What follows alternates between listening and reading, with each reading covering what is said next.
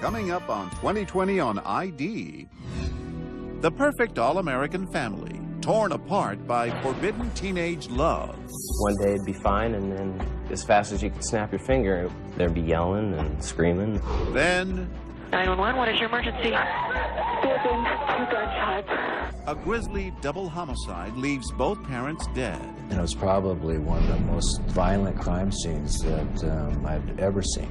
And police say the shooter is the couple's own daughter. And she came running out bawling and says, "They think I did it." A teenage girl stands trial for murder, while her family watches and wonders. I can't imagine her doing that. Spent shells, a bloody bathrobe, reenactments banned from the courtroom, and a verdict. Is Sarah Marie Johnson not guilty or guilty of murder of the first degree? Young love interrupted. Welcome to 2020 on ID. I'm John Quinones. Parents know to expect problems when their kids become teenagers. And Diane and Alan Johnson's 16-year-old daughter Sarah had presented them with a very big problem. A boyfriend they thought was wrong for her and possibly dangerous. But no one could have imagined what would happen after they tried to end the relationship. Diane and Alan were murdered. In the aftermath, as Deborah Roberts first reported in 2007, a family found itself torn apart by accusations and grieving over what they had lost.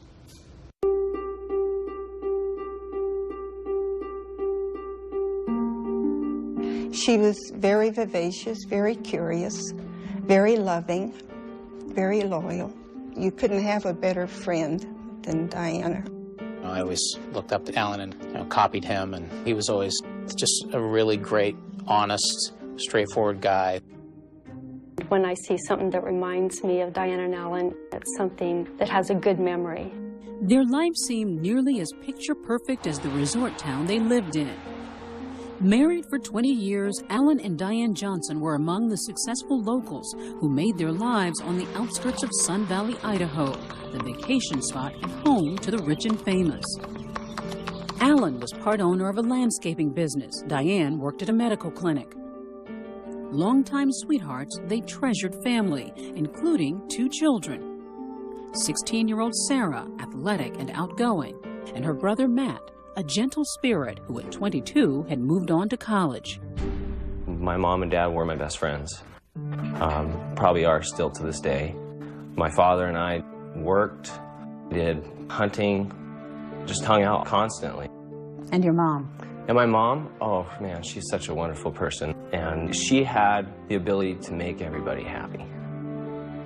In the small, close-knit community, Diane and Alan were known for their lively parties and trap-shooting outings. But their focus was their youngest, Sarah. She was Daddy's little princess.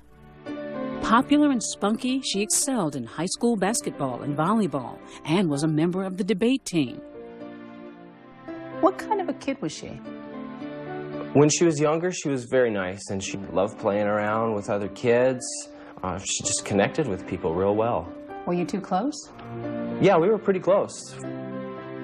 But the happy family life would come to an end after Labor Day weekend, 2003. 911, what is your emergency?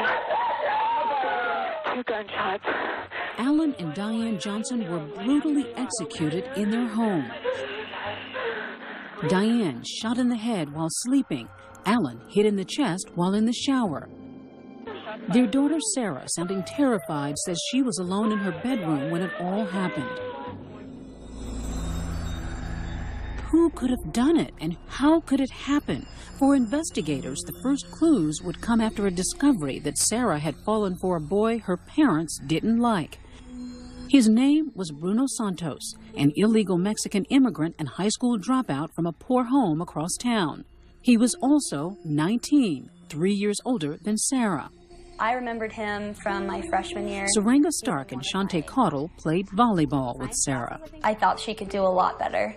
He was a high school dropout and was selling drugs, and she came from this really nice family. It just didn't seem like it was right. And then One night after volleyball practice, you know, she showed their engagement rings and... Engagement rings? She was 16 years old. Yeah, that's what I told her. That's exactly what I told her, because I knew it was somewhat serious. I just didn't know that her parents had a really big problem about it. In fact, Sarah's relationship with Bruno was the source of heated family arguments, her brother Matt recalls. I know she had problems with my mom. One day it'd be fine, and then as fast as you could snap your finger, all hell would raise loose, and there'd be yelling and screaming.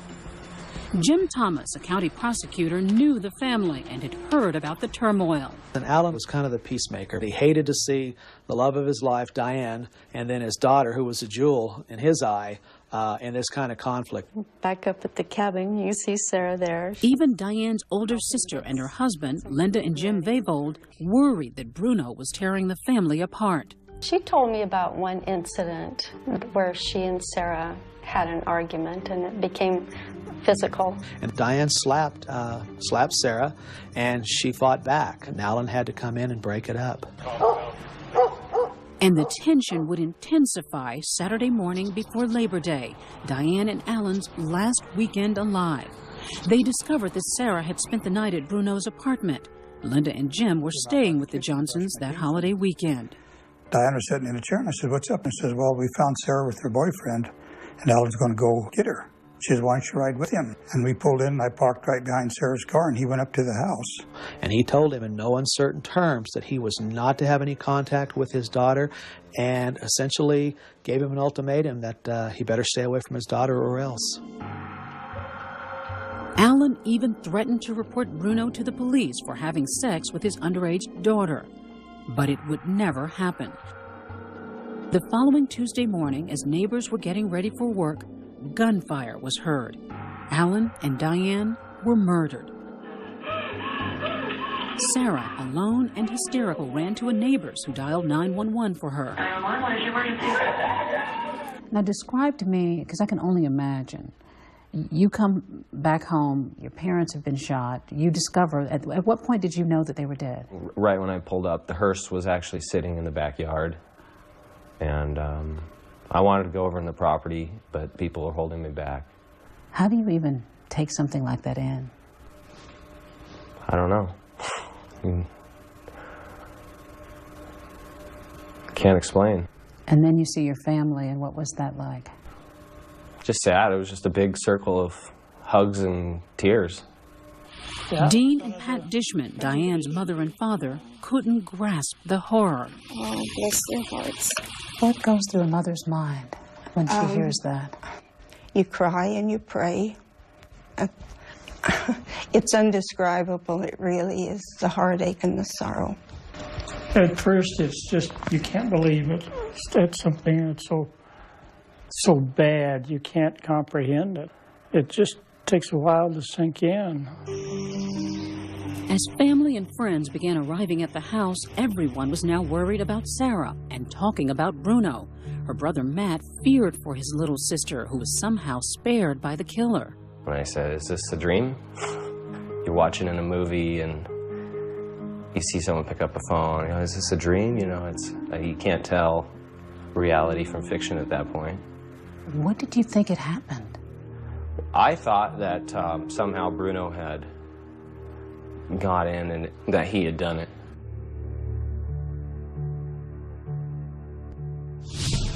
When we come back, what Sarah says happened the day her parents died. She heard one bang and had gone to their door, knocked on it, yelled out, "Mom, Dad," and then heard a second bang.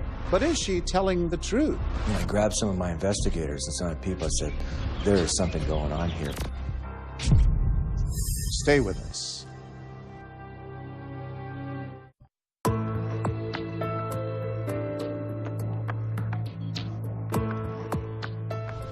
When Sarah Johnson began dating Bruno Santos, her parents were horrified. He was 3 years older than she was and a high school dropout. So they told the boy to stay out of their daughter's life.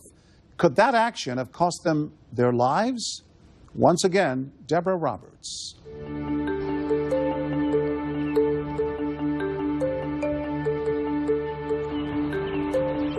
It was dawn on Tuesday, the day after Labor Day 2003. Alan and Diane Johnson had just been murdered in their bedroom. Their 16-year-old daughter, Sarah, panicked and hysterical, fled to a neighbor's where they called police. There have been 2 gunshots in the bedroom. So you get here in the morning. Yes. Go through these doors right here? Yeah, come in the front door. Sheriff Walt Femling, a family acquaintance, wasn't prepared for the sight he'd find. There was blood and hair on the carpet. It was on the ceiling. It was on all the walls. There was part of a skull cap in the hallway. And it was probably one of the most violent crime scenes that I've ever seen.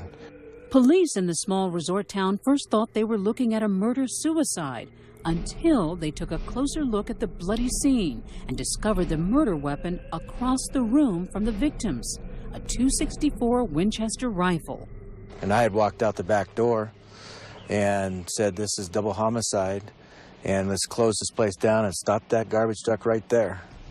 And little did we know that that key evidence was sitting right out here on the street.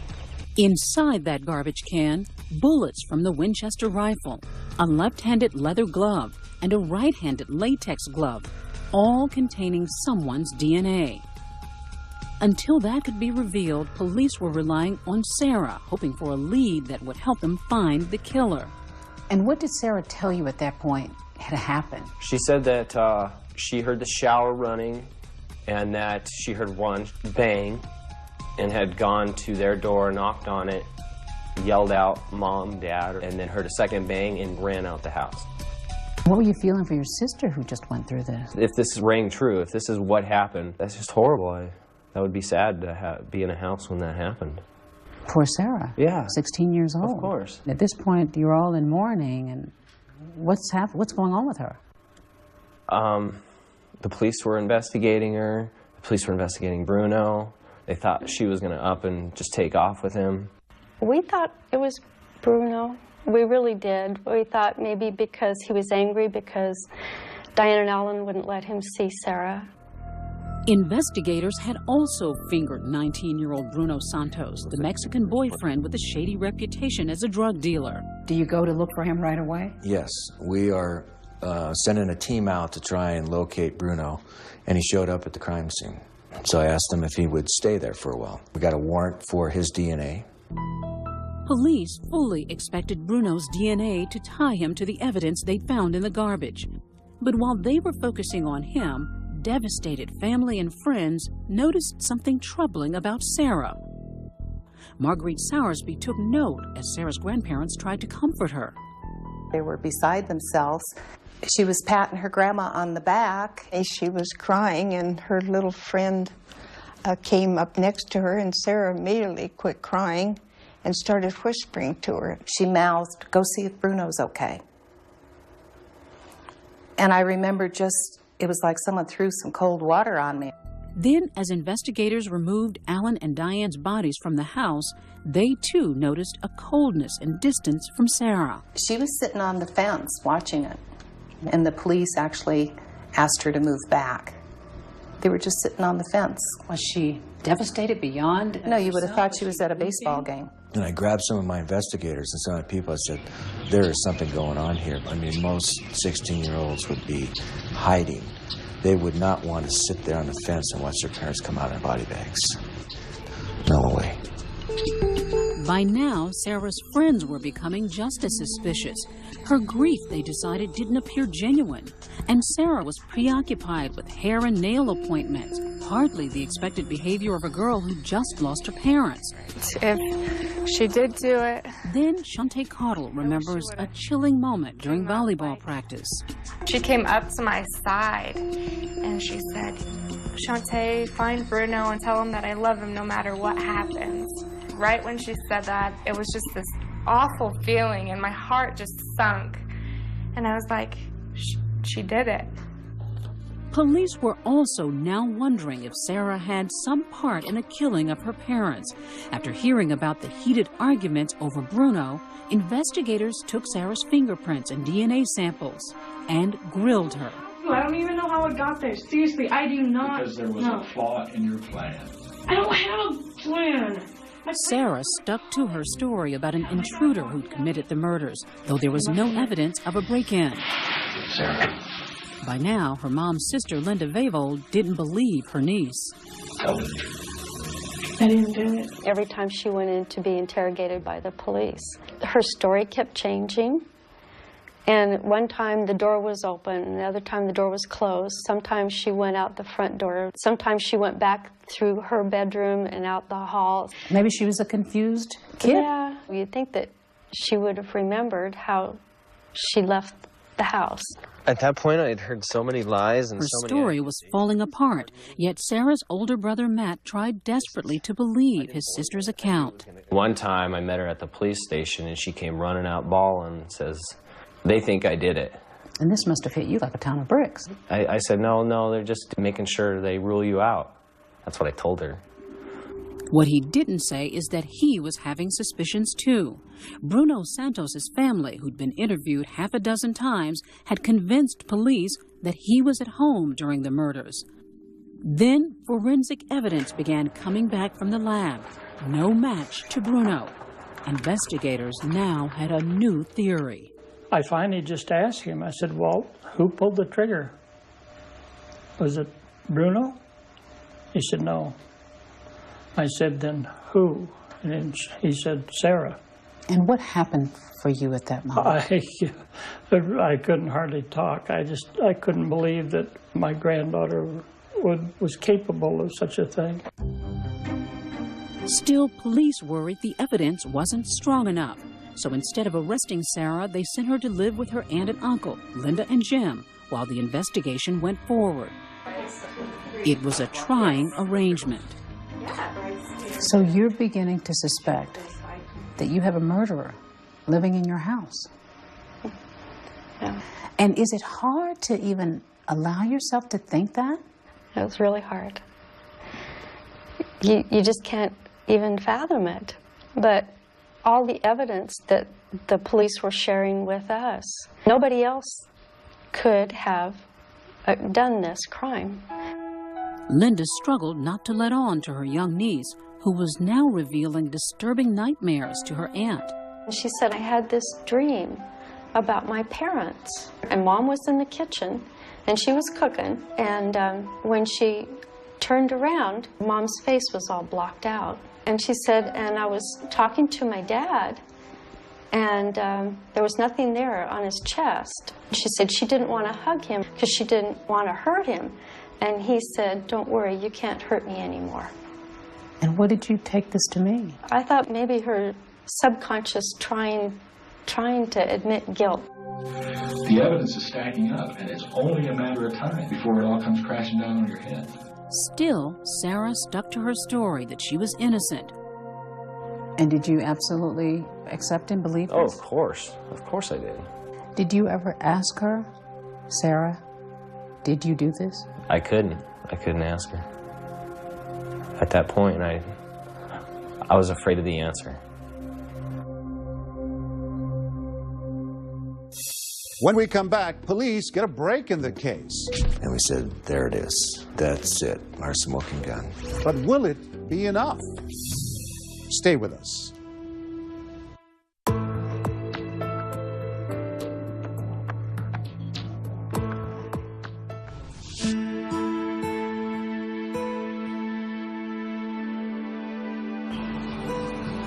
By mid-October, 6 weeks since the brutal murders of Alan and Diane Johnson, a cloud of sadness and fear had settled over the small, scenic Idaho town where they lived.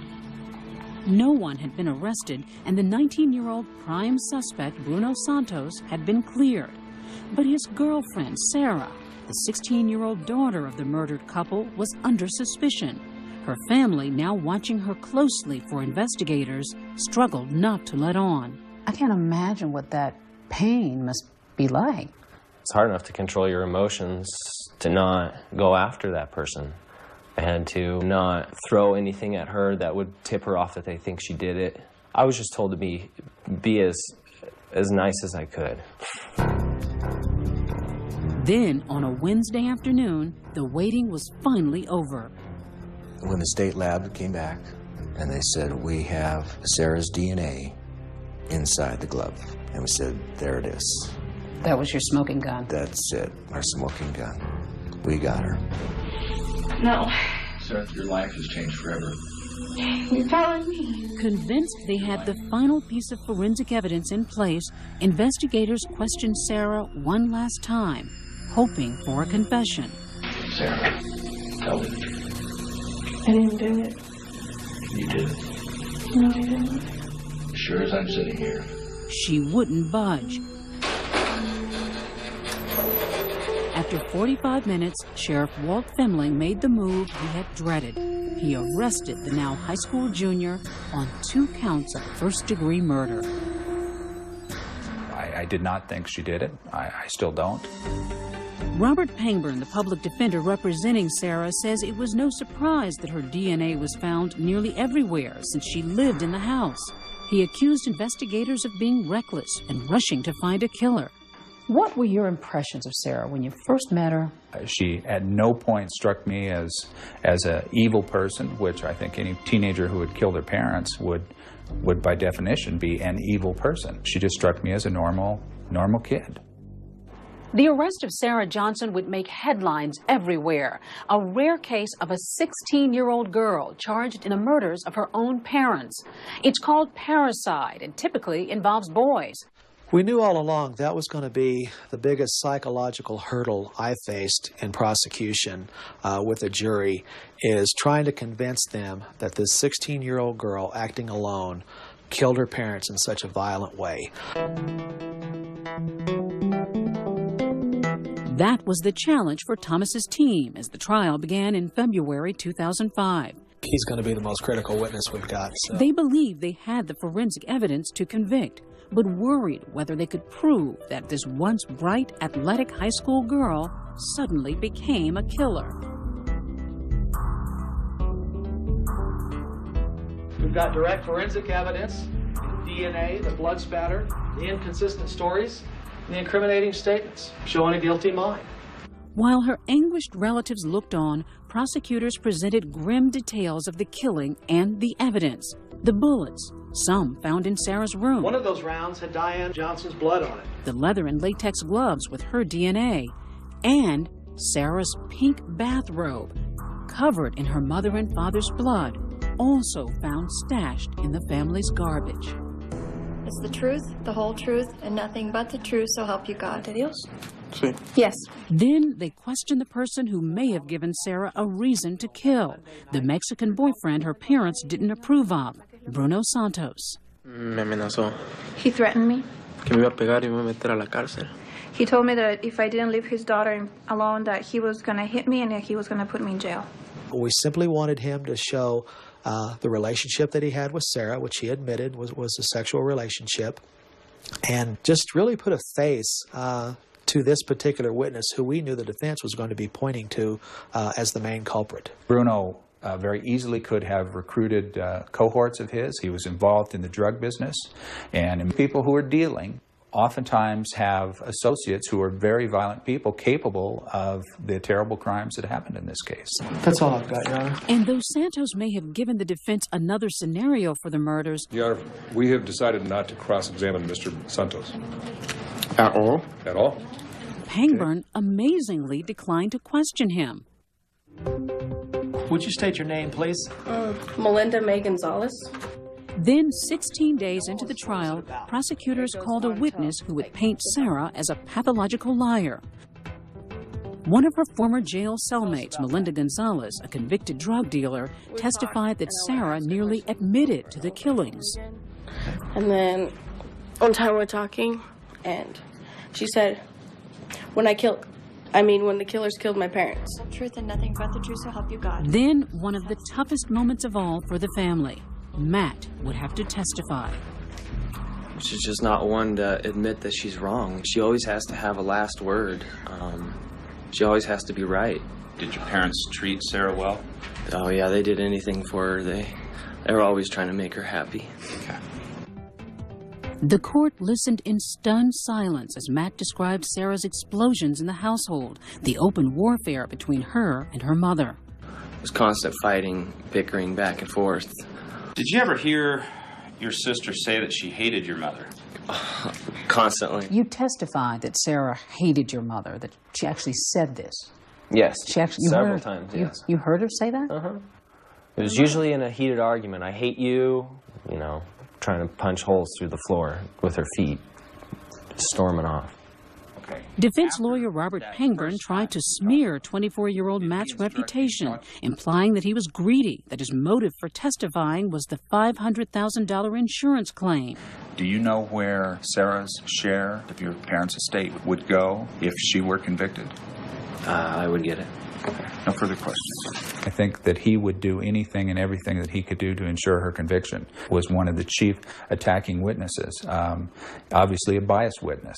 The defense suggested that you were testifying because you were anxious to get the insurance money. I wouldn't look at it that way. I would say I was helping to find my parents' murderer. I had no idea that there was any insurance money involved until 2 weeks after it happened. Though his sister showed little emotion, Matt watched her closely throughout the trial. At one point, we see you try to make eye contact with her. Why? What were you trying to? Maybe a puppy dog look from her or something, just, why is this happening to me? Some innocence. But all I got back was a dagger stare, just cold-blooded. So you were still trying to feel something from your sister, that maybe this was all a mistake. Yeah. That's all I've got, Judge. As prosecutors wrapped up their case, emotions were running high amongst family and friends of the Johnsons. Despite the scientific evidence, many, like Lorna Kolash, Sarah's godmother, were shattered by the new picture they saw of Sarah. I couldn't believe that this young girl who had always been sweet and nice and courteous to me, that she could do such a thing. And it breaks your heart, because I just couldn't bear to have her be the one. When we come back, the defense presents its case. The gun itself had blood on it, yet there was none on her. Absolutely none. Including a reconstruction of the brutal murder. But will the jury get to see it? We have asked this court to exclude evidence. Stay with us.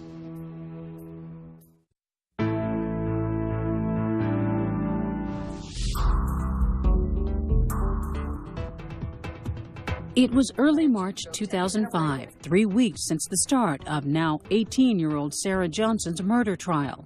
She was accused of parricide, killing her own parents, Alan and Diane, because they didn't approve of her boyfriend. The trial was being watched all over the country, and the defense was about to present Sarah's case. The stress was taking its toll on her brother Matt. It was another world. It was almost like putting yourself in one of those reality TV shows. I just felt like I needed to be there for my parents every day. Our job is to show you places where the state has failed to make its case. Robert Pangburn, the public defender, would try to convince the jury that the forensic evidence, Sarah's blood-stained pink bathrobe and the bloody latex glove, both containing her DNA, didn't prove that she pulled the trigger. We're going to bring scientists in here who are going to show you, and the state did a very poor job of hanging on to the evidence. We had a case based on scientific evidence that's clearly pointed to the fact that she not only didn't do it, she couldn't have done it. But a bloody glove and robe that had Sarah's DNA on it? Well, she lived in the house. Having her DNA on her own robe is not at all unusual. There was never any direct evidence that tied Sarah to this case. Michael Allen Howard.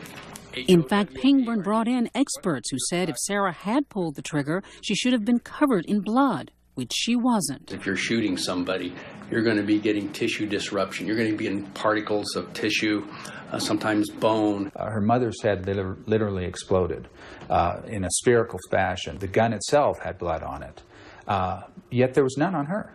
Absolutely none. None on her face, none on her eyebrows, none on the piercings of her ears, her nostrils, into her hair. None. Absolutely none. The evidence will show you no blood, therefore no guilt. Pangburn built his entire defense on the no blood, no guilt strategy. State's Exhibit 56, this is Johnson lying in the bed. Day after day, his team presented graphic crime scene photos to prove their point. It was traumatizing to the friends and family members who jammed the courtroom. Some of the evidence photos, nobody in their right mind should see. You see somebody laying there that you used to know as a live person, so you just kind of detach yourself from it a little bit. You just have to. It's too hard otherwise. And there's blood spatters to the right of the sink. Even Sarah, who remained distant through much of the trial, broke down in tears as she stared at pictures of her murdered parents. Was it genuine? I don't know if she's putting on a show or not. Sometimes I thought she was, sometimes I thought she was hurting. I don't know. I got mixed emotions from it. But Matt's uncle, Jim Vavold, was certain that Sarah's tears were just an act. There's one occasion I was watching Sarah and her lawyer, and he tapped her on the shoulder and she started crying. And that went on a little bit, and then everything went back to normal again. That's when I realized that gal could really put on a good show if she has to. But even before the defense began its case, they suffered a serious blow to their no blood, no guilt strategy. We have asked this court to exclude evidence of this reconstruction that the court... Pangburn wanted to play this videotape demonstration of an exploding coconut, certain that it would graphically show how messy the shooting was and how Sarah should have been covered in blood. But the judge wouldn't allow it. Obviously, I disagree with the judge because I think it would have been helpful to show that in a near point-blank shot like this, no matter what that container is, it's a carton of milk, a coconut, a human head. It's going to explode and create a spherical explosion. Then the critical decision. Would Sarah take the stand and tell in her own words what happened in her parents' bedroom that early morning in 2003? It was no surprise to prosecutor Jim Thomas when she did not. I just think it would have been very difficult for this 16-year-old to come up with a credible explanation as to why things were so different, the version she gave to various people. Finally, after 6 weeks, closing arguments. Robert Pangburn, the defense lawyer. No blood, no guilt. That's what this case is about. Now, what the state has told you here is that, don't worry about that. Don't worry about the fact that she doesn't have any blood on her. Don't worry about the fact that she doesn't have any brain tissue on her. And Jim Thomas, the prosecutor. I think if you look at each piece that we've put, piece by piece by piece, you're going to find out the face on that puzzle is Sarah Johnson, and that's who committed this murder.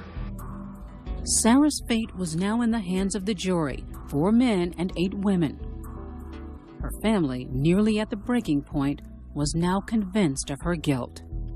It takes a lot of evidence to convince a grandmother that her granddaughter killed her daughter. And it just got to the point where it was no one else. Nothing pointed to anyone else, and everything pointed to Sarah. She did it. Coming up, the verdict that will seal Sarah Johnson's fate.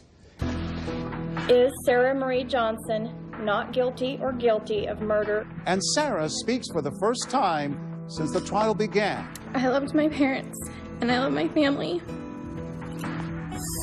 The conclusion of our story when we return.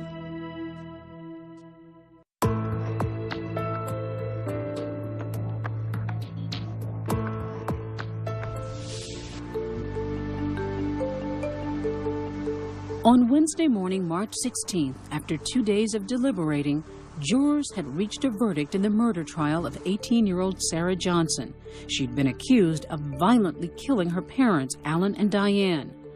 There'd been 6 weeks of tear-filled testimony, and friends and family now awaited the decision. Sarah was crying, and her defense team had probably told her to hope for the best but expect the worst, and I think that's what she was doing, because she was crying before the jury came in. Is Sarah Marie Johnson not guilty or guilty of murder of the first degree? Answer, guilty. Guilty on both counts of first-degree murder. That was probably one of the single hardest points of that whole situation, was hearing the guilty verdict. Why? Given that you felt at that point that your sister was guilty? I knew what I knew. I just needed to get confirmation from outsiders that this is really what happened. Defense lawyer Robert Pangburn continues to believe that his teenage client was wrongly accused. So you believe there are murderers out there on the loose still? I do, yes.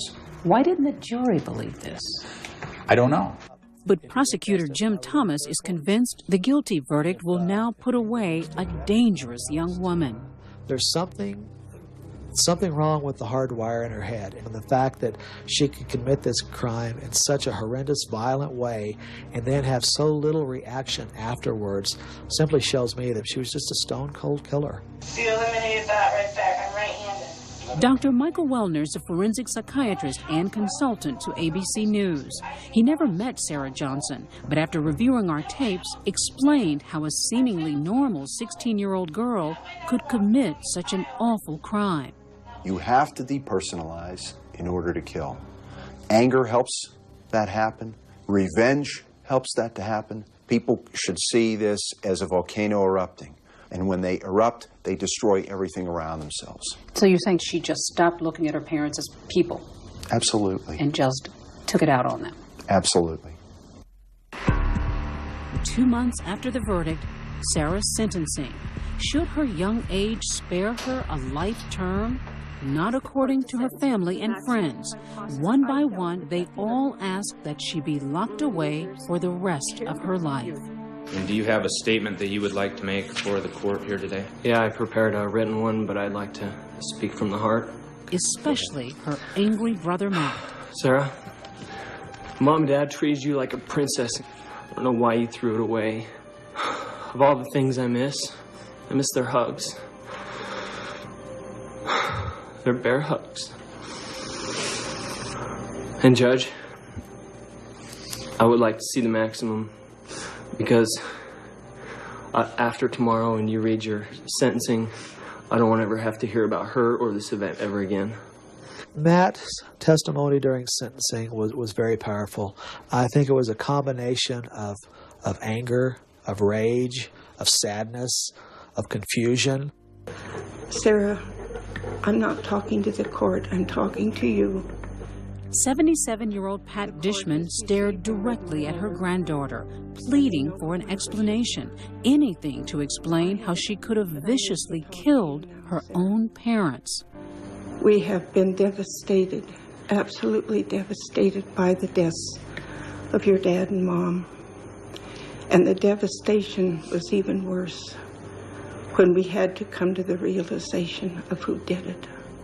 I just needed to talk to her and tell her how broken we all were and ask her why. And I think I ended by saying I still loved her, because I do still love her, and that I would pray that her soul would find its way back to God. Okay, Ms. Johnson, it's your opportunity to address the court if you so wish. For nearly 2 years since the murder of her parents, Alan and Diane, finally Sarah Johnson would speak in court. I loved my parents, and I love my family. With the guidance of the Lord and the continued love and support of those that believe in me, I hope to rebuild my life and prove that I can be a productive member of society. That's all I can say. Her family and friends, desperate for some kind of explanation, would get little more than tears from the teenage girl who continued to insist on her innocence. I didn't feel any emotion in that at all. I felt like she's just trying to reduce her sentence. So what my judgment, Ms. Johnson, is with respect to count one, crime of the murder of first degree, unified sentence of life. She will spend every waking hour and sleeping hour of her life, the rest of her life, her entire adult life, incarcerated. That's like Sarah's once close high school friends still struggle to understand how the carefree girl they knew could be a killer. She's never going to be married. She's never going to have kids. I mean, she's not going to have a life. And that's sad when you are 20 years old and you don't get a life. Sarah's life is now confined to a cell like this one. She's refused to see family or friends. How much does it hurt?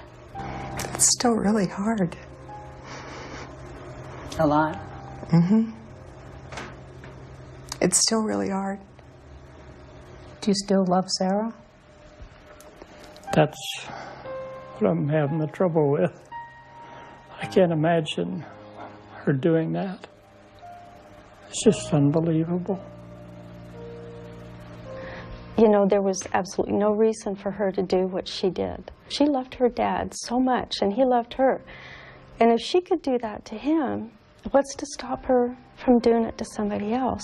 We need to make sure that she's somewhere where she can't do that to anybody else. Time has done little to ease the devastation in this small Idaho resort town. Alan and Diane Johnson are still the subject of conversations, and their family and friends still ask why. Why did a young girl who seemed to have it all shatter her world and theirs? Every once in a while I'll get upset with something, and I can still hear Diana saying, "Mom, don't sweat the small stuff." And I laugh. And that's the way people do remember them. They remember the good, the fun, and the wonderful people they were. Can I cry now? Yes, you may. For Matt, the pain goes deeper. My heart goes out to Matt. I just can't even imagine losing both your parents like that.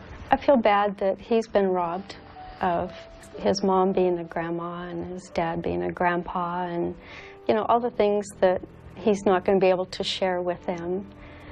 He not only lost his parents, who were once his best friends, but he also lost the little sister he once vowed to love and protect. Do you really not want to hear from Sarah ever again? I really have no intention on contacting her. But she's your sister. But she killed my parents. Sarah Johnson was sentenced to 2 consecutive life